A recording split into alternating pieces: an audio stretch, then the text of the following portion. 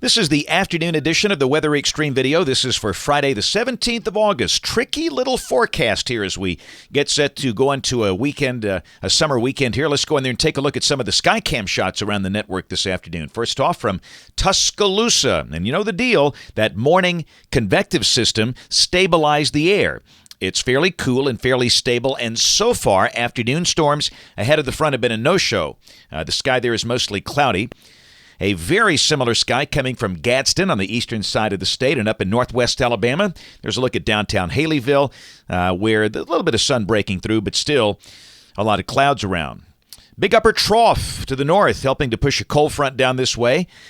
The cold front is analyzed still over Tennessee, and that will be sagging into Alabama later tonight. And the idea is that convection should form ahead of the front tonight. But again, it all depends on the stability, instability, and really, we're pretty stable right now. There's a look at temperatures. Upper 70s and low 80s. Again, amazingly cool for August. I mean, the heat has just been a no-show this month. Cullman 78, Fort Payne 79. We'll take that all day, but boy, up north on the other side of that front, they've got real cool air, not because of rain, but because of the origin of the air mass. It's only in the 60s over parts of Minnesota, Wisconsin, Michigan. We had some 30s up there this morning, almost down to frost territory here in mid-August, and hopefully we'll catch a little bit of that late this weekend and early next week, but it depends on where you are. Now, severe weather risk, that's an interesting graphic. You see the donut hole in the slight risk. That's where the air is most stable from the morning convection. So they've taken that out, but they do have the northern third of Alabama in a slight risk for the possibility of redevelopment along the front. So far it hasn't happened, but it might. We'll watch radar trends. And then tomorrow, the better chance of storms should be along and south of Interstate 20. North of Birmingham, the day should be mostly dry.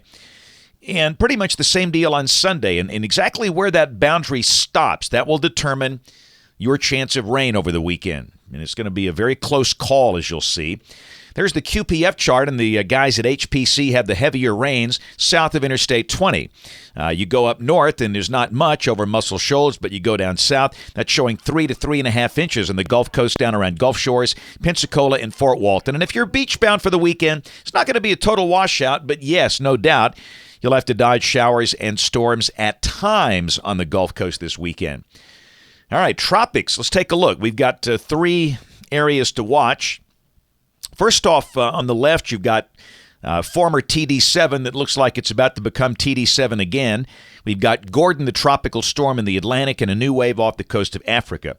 There's what's left of TD7, and the problem is it's beginning to develop a CDO, a central dense overcast, but it's moving into Mexico, so it's running out of time.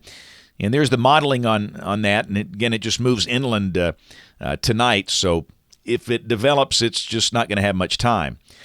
The wave coming off the coast of Africa, that looks very well organized, and it's fairly low latitude. Some of the models pick it up, and they bring it west over the next 5 days.